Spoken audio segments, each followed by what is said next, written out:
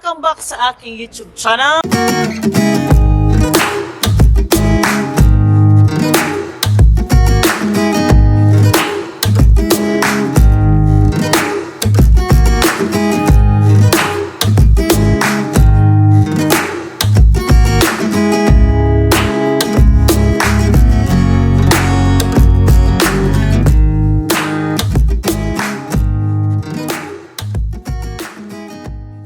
Ngayon naman po, nakikita nyo, naka-hoodie-hoodie lang tayo ngayon kasi syempre, magtatapos na ang winter, pa spring na, so hindi na ganun ka-lamig ang weather dito. So, yan. Ngayon, may invited ulit tayo.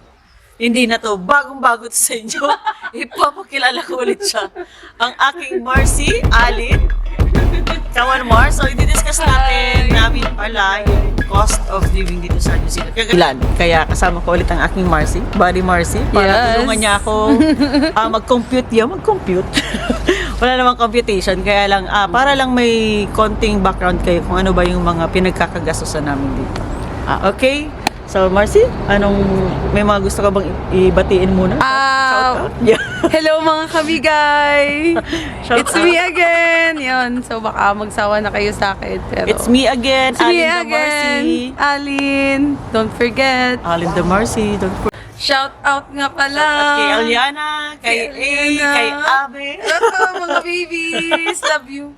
Comment down below kung sino po ang gusto magpa-shoutout and then kung ano pa ang gusto nyong gawin namin. Kung may tanong po kayo regarding dito, comment down below. Alright? Abangan nyo rin po yung Facebook page namin. Shala, magkaka-Facebook page po For ba? more updates! Bughaw NZ Production. It's Bughaw! Okay mga kamigay, unahin natin i-discuss ang expenses sa bahay. So, magkano ba ang rent? So, Marcy, ikaw na mag-discuss niyan. Ilan ba ang binabayaran natin? Sa rent, subjective kasi siya. Depende siya sa bahay. So, yung sa amin naman, ako, share ko lang, experience ko before, kasi usually nagre-range po dito ng 200 240. to 250, 250, 300, ganun. Depende siya. Depende po siya sa room. Kung mag-isa ka lang ba, kung dalawa ba kayo. Pero yung bayad nga po dito, since yung sahuran nga po namin is weekly, so weekly din po yung aming bayaran sa rent. So, Yes. ganun po. Yung nga sinasabi namin na flatting system dito, kayo may mga flatmate. Minsan kasi magkakaiba yung binabayaran. So, katulad namin ni Mars, galing ako dun sa, bagong lipat ako dito, before yung binabayaran ko, since solo ako dun sa room ko, 250 po yung akin, since solo po yun. Mag-isa ko yung kwarto, Yes. solo space. Ngayon naman po, pagkasama kami ni Share Marcy, kami. shared yung room namin, tig 150 300. kami. Mm.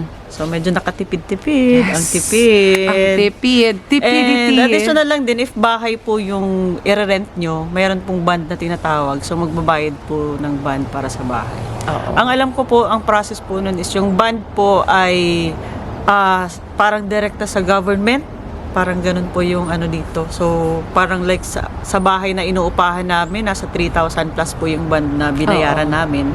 So, if in case kasi, parang yun yung security oo, na may-ari ng deposit. bahay. If in case na may nasira, ganun, ganyan. So, ibabawas po yun sa band. Ganun po yung sistema dito. Ayun nga, disclaimer lang po, hindi kami isang real estate agent or property manager. Yung mga sinishare naming dito, tips and mga facts is parang Base. mga experiences lang po namin siya. Yes. So, iba-iba talaga siya. Yun po. At ang isusunod naman po natin i-discuss ay ang transportation. So, sa amin, like kagaya namin ni Marcy na walang sasakyan, so wala po kami zero expenses Zero. sa transportation kasi naglalakad lang po talaga kami papunta sa town. Ang approximately 20 minutes po, like 15 to 20 minutes depende yun sa bilis ng lakad mo. Yun po yung layo ng work namin. So, 20 minutes papunta doon, 20 minutes pabalik. So, ganun po ang exercise namin araw-araw. Everyday po yan. Tapos But, mga uphill, downhill, Downhill, yeah. ganun yung namin. So, dito kasi sa Wanaka, unlike sa ibang lugar dito sa New Zealand na may mga buses, ang dito po is cars. So, Private. yung mga tao dito, may kanya-kanyang kotse sila. Pero may ano Oo. naman, Mars, di ba? May Mura taxi naman. May taxi Ano tawag naman. doon? Yellow taxi ba? Yung yellow taxi at yung Wana taxi. Oo. So, meron namang mga ganun dito. Pero, kung for Pricey. healthier living naman kasi, Wow! since walking distance lang naman yung mga lugar, maglakad ka na lang. Lakad na lang. Oo. Nakatipid ka pa. Tipid tips Oo, na agad. tipid-tips So, pa yun. oo. Pero if in case naman po na, halimbawa, inisip nyo na kumuha ng sasakyan, pwede naman po kasi ang dali po ng process ng pagkuha ng sasakyan sa Wanaka. So like, ang nag-gather namin na information kasi kaya nga nang sabi po Oo. namin wala pa kaming sasakyan. Pero soon, anong kailangan lang, Marcy? ang kailangan lang daw, kasi kami naman di naman kami forever na maglalakad. Yun, bibili din naman kami ng car. Nagtanong-tanong Oo, na kami. nagtanong-tanong na kami. So, So, kailangan lang ng driver's license, ng Visa. work visa, and yun na, pambayad Yun. sa car. Wala pang deposit eh. Hindi ka pa magde-deposit. Yun na nga, ang isingit ko lang para po sa mga pupunta or nais pumunta dito, i-make sure lang po ninyo na yung driver's license nyo ay i-renew nyo kung mag-expire na. Kasi kagaya po sa akin, pumunta ako dito ng March, nag-expire yung driver's license ko ng May, hindi ko po siya ni-renew. Yun yung parang mali ko Oo. doon. Talagang sabi ko sayang, dapat pala na-renew ko na. Kasi yung driver's license po na galing sa Pilipinas, ino-honor po siya dito. I-honor siya dito ng 1 year. So, pwede ka po mag-drive ng sasakyan pag meron ka nun na hindi ka pa kumukuha ng lisensya nila dito. So, i-honor po nila yun. So, yun. Oo. So, ako naman, since walang lisensya, di marunong mag-drive, magsisimula ka sa simula. Oo, magsisimula ka sa simula. Magle-learners ka muna. Pero meron namang dito kung may mga kakilala kang marunong mag-drive, pwede naman yun. Paturo ka. Tapos, yung exam naman dito is, meron naman pong mga reviewers before the exam. So, dito kasi, iba ang way ng pag-drive. Kung sa Philippines po ay left, dito po ay right-hand driving po Yes. sa New Zealand. So, kailangan Oo. masanay ka talaga. Ibang-iba siya. Iba yung mga traffic rules dito. Pero, Corrected by. mas disiplinado yung mga tao dito compared. Yung pagdadrive dito is... Isingit lang Oo. ulit natin, Mars. 6 months na po kami, bihirang-bihira po talaga na may car accident dito. Kasi nga, sobrang disiplinado ng tao, sumusunod talaga sila sa rules. Oo. And yung rules nila yung traffic rules talaga nila, or yung rules sa kalsada, parang, ang tawag doon? Simple lang, Oo. pero... Systematic. Systematic. Oo. Ang daling Yun. sundin lang. Oo. Hindi ang dami, pero hindi nila nagagawa. Pero Tama. dito, sinusunod talaga nila. Yun po. And balik lang tayo sa car, Marcy. Yun nga, yung sasakyan, kapag gusto mong kumuha, ang dali lang. Hindi kagaya ng Pilipinas. For example, sa Pilipinas, ang daming Oo. hihingin sa'yo, magde-deposit ka dito. Pwedeng hindi ka muna mag-deposit, pero pwede nang i-deliver sa yung sasakyan. Oo. Weekly din po yung bayad sa sasakyan. Yes. So, mostly, kung mga 5-seater, ganyan, approximately $100 weekly, meron ka ng Sasakyan. makukuhang sasakyan. So, Yes. yun po. And add ko lang nga pala mga kamigay, yung mga sasakyan dito, kaya siya mura is second-hand cars po kasi siya. Pero second-hand car siya na imported sa Japan. Yes. Napaka-ano kasi dito, napaka-strict sa quality ng mga sasakyan na mga ini-import. When it comes to safety oo, din. when it comes to safety, yung mileage, tinitingnan din yan. So, Bago. makakasigurado kang yung makukuha mong sasakyan, mura and of Maganda good pa. quality. Good quality. Maganda, sulit. Yes. Oo. Yes. At yun na nga mga kamigay, ang sunod na topic natin for the cost living expenses. Tama ba? Yeah, cost of Ay, living. ang food. Siyempre, hindi mawawala yung food. Food is life. Yes, food is life. So, yun naman, kami naman, dito sa bahay, ang ginagawa namin weekly, like kami ni Marcy, nagbabudget kami, mag-share kami ng food weekly. So, like for example, weekly 30, mag-share kami 30 sa akin, 30 sa kanya. So, yun na yung pang-grocery namin sa pagkain namin for 1 week.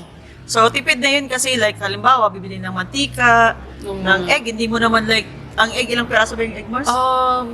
6, 8? 12, 10, Wag, ganyan. ganun. So, hindi ko naman, kung ako solo bibili nun, hindi ko naman mauubos yung egg lang lagi kakainin ko. So, yun, bibili kami ng meat, ng mga sangkap, mayroon din po palang, ang bilihan po namin dito is ang New World. New World. May supermarket dito tawag New World. Oo. Tapos, And then, meron din pong Asian store na tinatawag na makakabili ka din po doon ng sardinas, yung mga Century namimiss tuna, nating pagkain sa Pinas.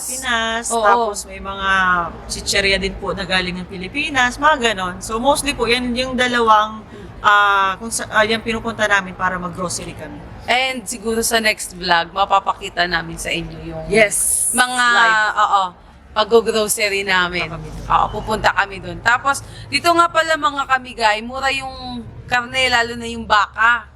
Mura dito yung baka kasi dito nga Lalo galing. yung ulo ng baboy. Oo, dito. Dito nga pala kasi mura yung karne Magkano dito. yung ulo ng baboy? Mura lang. Mga- Magkano yung ulo ng baboy? $5. Mga $5. $5. Wag lang mag-convert. Kang mag-convert. Dito. So, yun na nga, Mars, yung sa food natin, no, parang nag-range lang talaga siya ng 30 to 50 siguro per week, Oo. per person. Pero minsan naman, kapag may time kami ni Marcy or kung sino man na friends Oo. sa amin dito na lumabas, kakain sa labas, siguro mostly mga 20 to 30 din ang Oo, expense. 20 to 30. Kasi bihira naman kami kumain dito Sa labas. kasi wala naman. Bihira kami kumain sa labas. Yan. Mga kamigay. Kala ko Kasi, bihira kang kumain.